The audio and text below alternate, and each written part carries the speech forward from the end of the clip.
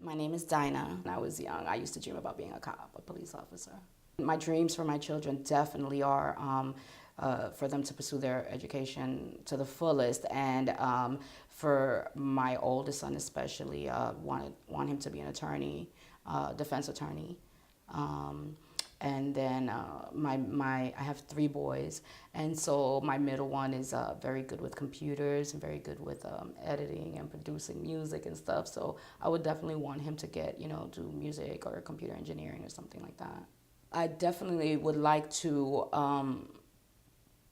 give voice to formerly incarcerated mothers. I think that would be first and foremost. I believe formerly incarcerated mothers are just absent, and we don't have a voice. I got into the work that I got into because when I came out, there were no services offered at all. Totally in shock when I came out, and so just mentally, physically, you need services offered, and there were none, absolutely none. My name is Mercedes.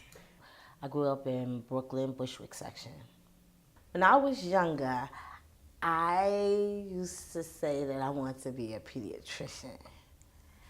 I love children, so I wanted to be a pediatrician because I wanted to make all the children of the world healthy and happy. But then I realized you had to go to school way too long for that. So I said, I don't think pediatrician is what I want to be, but I would like to work in the field of working with children. The dreams that I have for my children is not to go to prison, and just to be happy and to live their life to the fullest. I don't want to I didn't dream of choices of a lifestyle like, oh, I want you to become a doctor, I want you to become a lawyer. No, I want you to do something that makes you happy, and I want you to enjoy your life.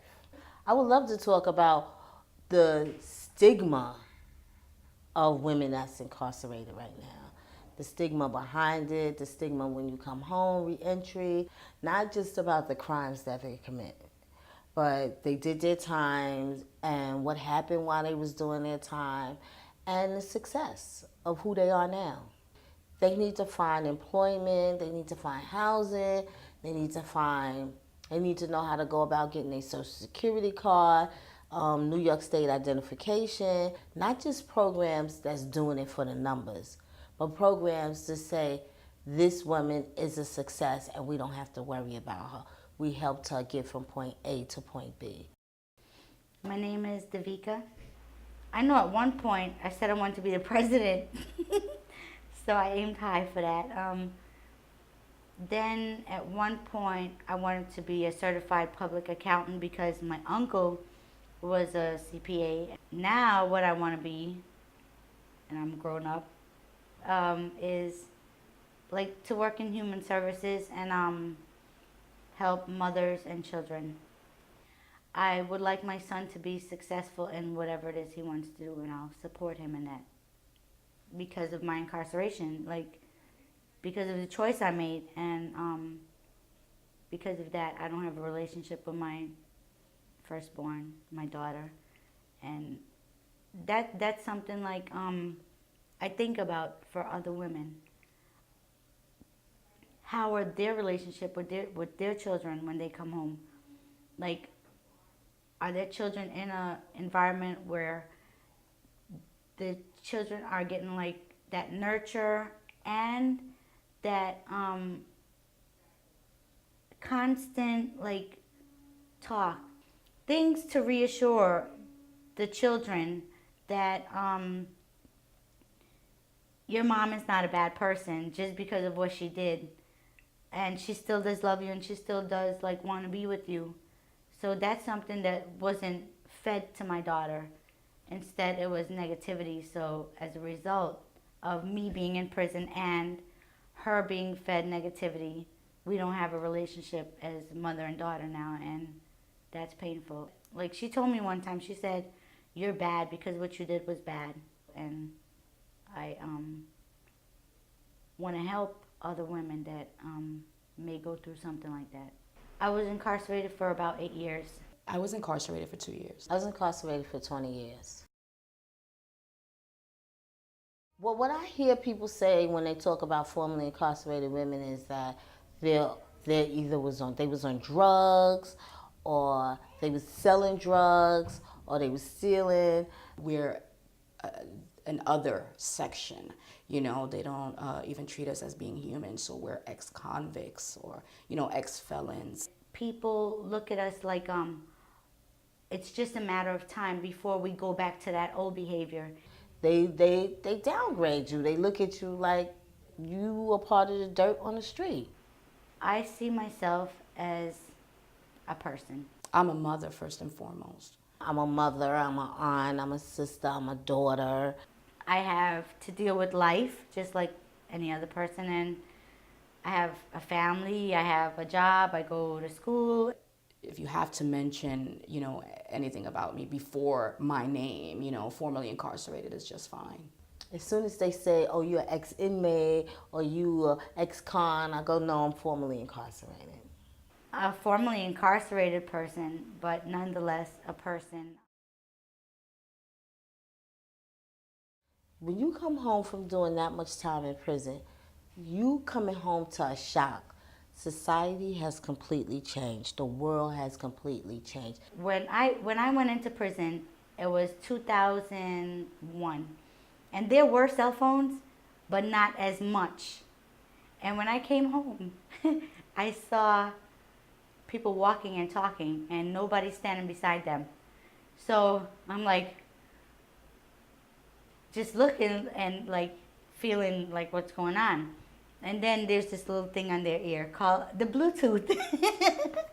I've been home now for, I want to say 18 months, and I'm still intimidated by the Metro cards. I heard one lady tell somebody, oh, it's a 3-finger. You got to hold it with 3 fingers and slide it through.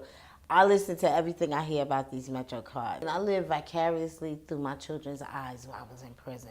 So they kept me updated on a lot of things.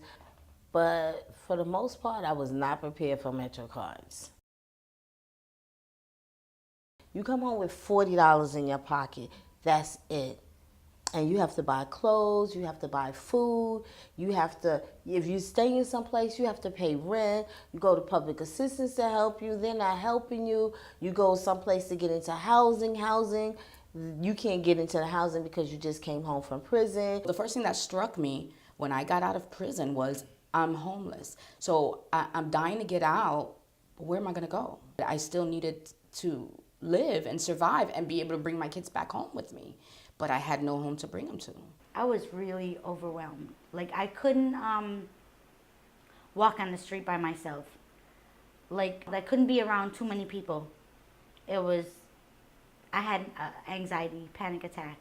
Because it was like when I was in prison, everything was routine and walk a straight line, walk to the left and things like that. And when I came home, it was like, well, I didn't have that routine, and now what should I do? I just think that reentry needs to be lifted up, you know.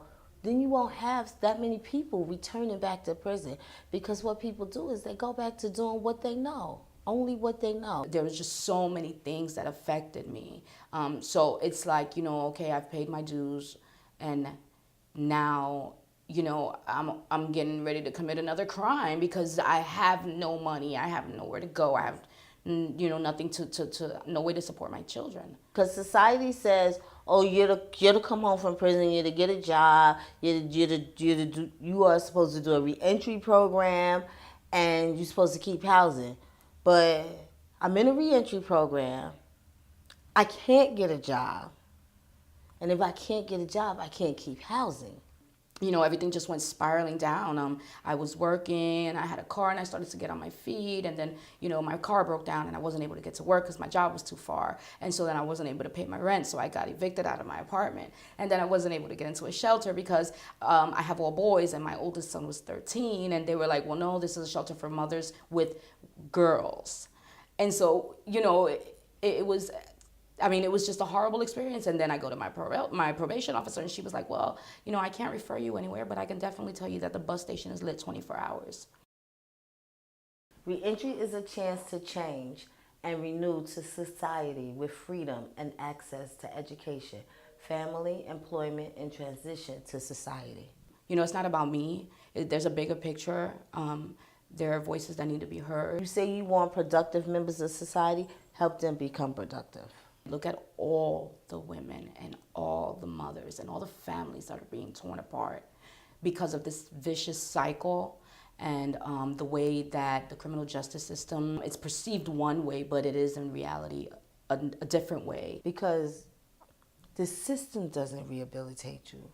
If you help them to go along the way, then we can make a success out of each and every person that comes home from prison.